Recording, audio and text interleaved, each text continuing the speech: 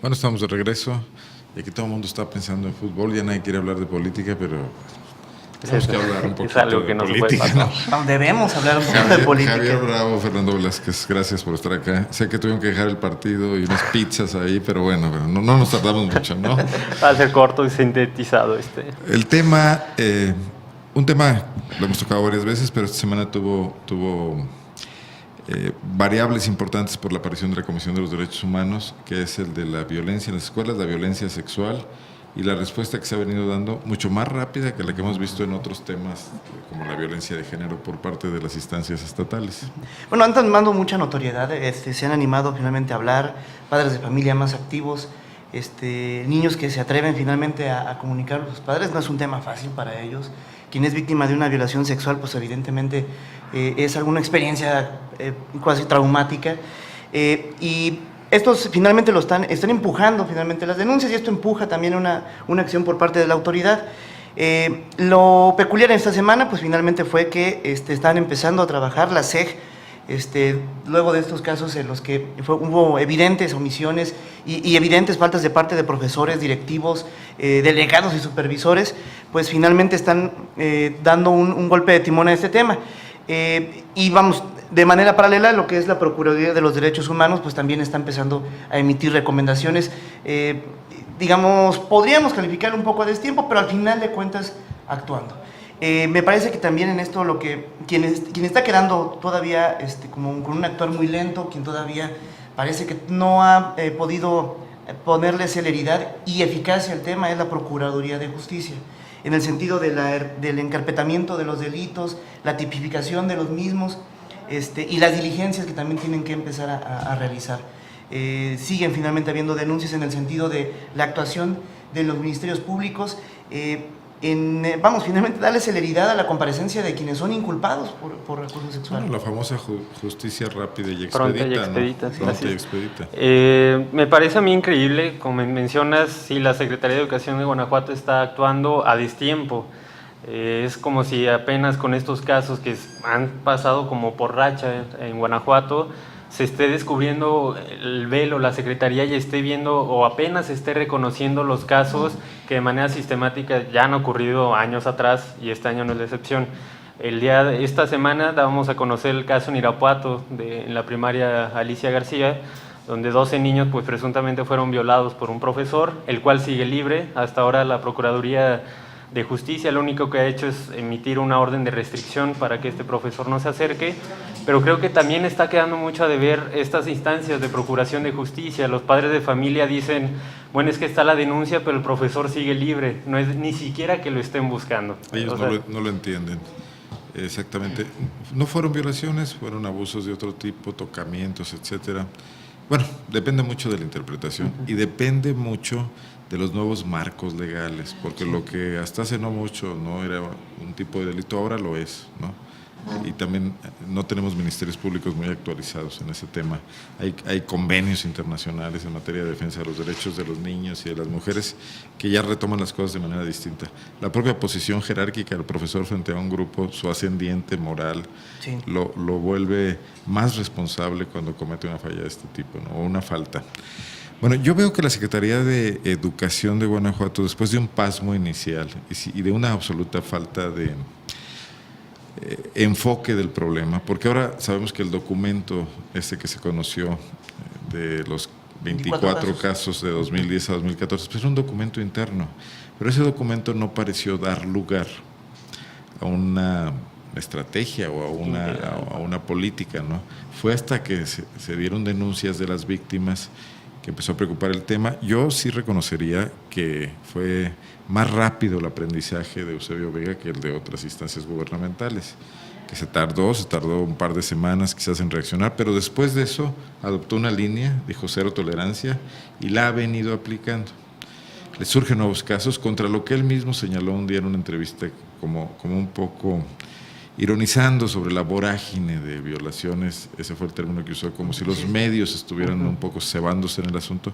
Surgen nuevos casos, el de derechos humanos en Abasolo no había sido tratado mediáticamente, pero bueno, parece que las lecciones que se están mandando es no habrá tolerancia, hay ceses de maestros, hay ceses ya de un delegado por lo menos, y parece que ahí se está respondiendo de la forma, dentro de los mínimos, más adecuada posible. Faltaría la otra parte, la parte de la previsión. Sobre esto todavía no conocemos nada, y ya con esto termino, donde la diputada Yulma Rocha, por ejemplo, ha planteado que el consejo que prevé la ley anti-bullying, la ley para proveer de un entorno libre de violencia en la escuela, no se ha reunido más que escasas veces, ¿no? Creo que se instaló y punto, ¿no? Bueno, es que en todos los niveles no se visualizó el problema. Yo creo que también hay una cuestión que destacar. El marcar distancia también de parte de Eusebio Vega del sindicato, no lo había hecho antes. Era una alianza ya, digamos, establecida de manera per se, vamos, que tiene 12 años, donde el gobierno estatal... A veces alianza, a veces complicidad. A veces complicidad, que eso es lo delicado, que en estos temas se marque una complicidad, que me parece que no se ha visualizado, no lo hemos visualizado, ni se ha mostrado de esa manera, pero sí es importante marcar esa distancia, porque el sindicato de alguna manera forma finalmente una fuerza real, política para el gobierno del Estado. Y el satanizar a los profesores es satanizar al sindicato también, por la presencia que tiene todavía de manera mayoritaria en Guanajuato, no así la coordinadora.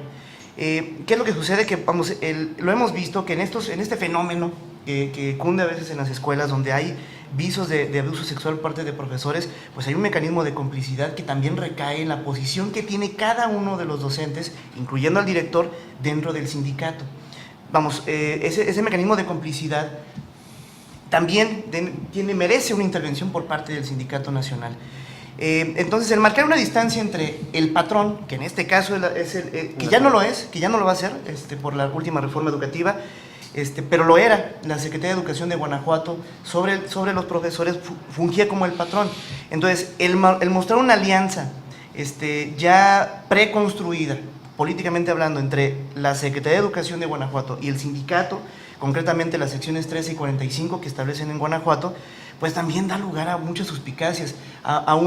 En los años anteriores, pues finalmente el problema no estaba visualizado de esta manera, porque precisamente los casos se ocultaban o no se daban a conocer, o el profesor simplemente tenía unos antecedentes, como en este caso lo vemos en Irapuato, que no repercutían en su labor, como finalmente un trabajador de parte de la Secretaría de Educación de Guanajuato. No había finalmente una acción directa, concreta, a esos profesores, ¿no? Simplemente había una sanción, se reubicaban, nos mandabas a otra escuela y se acabó. Los ceses son cosa nueva. Así es. Y no solo se trata del sindicato, por ahí el domingo pasado el representante de la Coordinadora Nacional de Trabajadores del Estado aquí en Guanajuato, de la educación, se aventó la puntada de decir que podría formar parte de una estrategia para denostar a la figura del profesor en el marco de que se está aprobando la reforma educativa. Es totalmente fuera de lugar. Lo asesora Justino Arriaga, porque todo ve una conspiración. Y volviendo al tema nomás de las recomendaciones que emite la Procuraduría de Derechos Humanos a Eusebio Vega, me parecen relevante destacar dos. Una, que lo exhorta a generar programas que imitan indicadores sobre la salud emocional y física de los profesores. Eso ya te habla... Una especie de examen de control de confianza. Examen de control de confianza para los profesores y determinar... Interpretación nuestra. Pues qué tan aptos o qué tan adecuado sea que estén al frente de niños que son un grupo vulnerable, un grupo que están indefensos ante estas actuaciones. Y la segunda, que me parece alarmante, es reforzar el protocolo que marca la ley anti-bullying, la llamada así ley anti-bullying, para denunciar este tipo de acoso sexual dentro de las escuelas. Al parecer, pues los maestros no saben cómo actuar o no quieren saber cómo actuar, ni tampoco los directores de las instituciones, que como sabemos son el primer contacto entre el niño y el profesor, y en estos casos. Fíjate que ¿no? aquí están cambiando mucho las cosas. Cuando se aprobó la ley anti-bullying, cuando surgieron los casos de bullying, sobre todo en el país, en Guanajuato han sido todavía pocos y algunos ocurridos fuera de las escuelas, ahora se conocen algunos nuevos. La primera defensa de los maestros, y hay que acordarnos de aquella conferencia que organizó con un especialista, el exdelegado Francisco Javier Zavala, que cubrimos nosotros, decían, la violencia viene de las casas. Los niños llegan a la escuela de un entorno violento. Un poco como queja, son los padres de familia los que no están atendiendo. El maestro educa, pero enseña, pero no educa, ¿no? Bueno, con el tema de la aparición de maestros que cometen abusos sexuales está cambiando la óptica. O sea, no es cierto que en las familias se generen cosas. Aquí, digo, sí, pero también hay otros temas. Claro, claro. Entonces, la traición de la confianza de un maestro, empleado del Estado, ¿no?, miembro de un sindicato que defiende sus derechos laborales, que recibe toda clase de prestaciones, son realmente dentro del esquema del país, son profesionistas con un amortiguamiento salarial, de todo tipo de apoyos, no están tan expuestos como otro tipo de trabajadores, tienen buenas prestaciones, tienen retiros, etcétera. La falta que comete un maestro debería ser más gravemente sancionada, ¿no? Sin amortiguaciones de ningún tipo, sin tolerancia como se está marcando ahora. Y sobre todo revisar eso.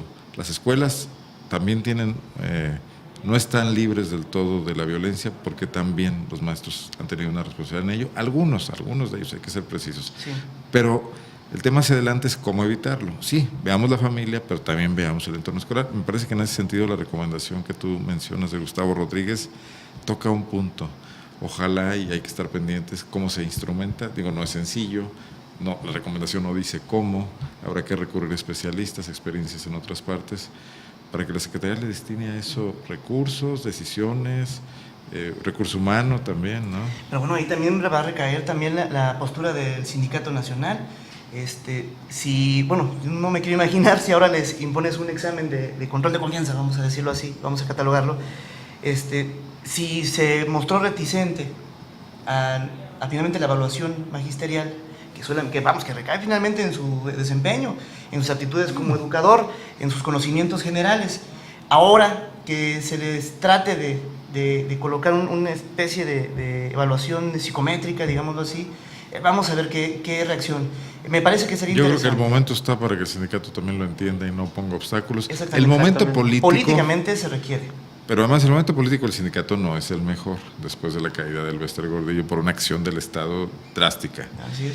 Y en segundo lugar, su imagen ante la opinión pública tampoco. Están necesitados de reposicionarse. Entonces creo que sí es un buen momento para que entiendan. Y más enarbolando un partido político, ¿no?, que está en un crecimiento mediano. Cualquier partido del Bester, hay que ver qué suerte corre. Sí, además de que hay que aclarar que no se trata de un castigo. Creo que es una medida precisamente para controlar o regular más el comportamiento de algunos maestros, pocos, hay que decirlo, y el papel que representan para un niño, que sabemos que muchos de ellos ven al profesor como una figura un poco ideal, en algunos casos. Alguien a que seguir, sobre todo en las edades menores, sí, pero que finalmente cuando cometen este tipo de casos, sobre todo hay un factor común, es la amenaza al niño de decir, te voy a expulsar de la escuela, son amenazas que el niño no Lo que es dijo capaz de la maestra de Irapuato, ya no se metan en líos, ya van a salir. Ya aguanten. Exactamente. Bueno, muy bien. ¿Les parece que hagamos una breve pausa para regresar con dos temas que yo tocaría rápidamente? Son temas en municipios, es lo que está pasando en Salamanca, donde hay varios procesos abiertos, una polémica que llega además a tribunales y muchos cabos sueltos. Y a órganos de control, así es. Y cerramos con el tema León, la nueva disputa por el dinero. Gracias. Sí, regresamos.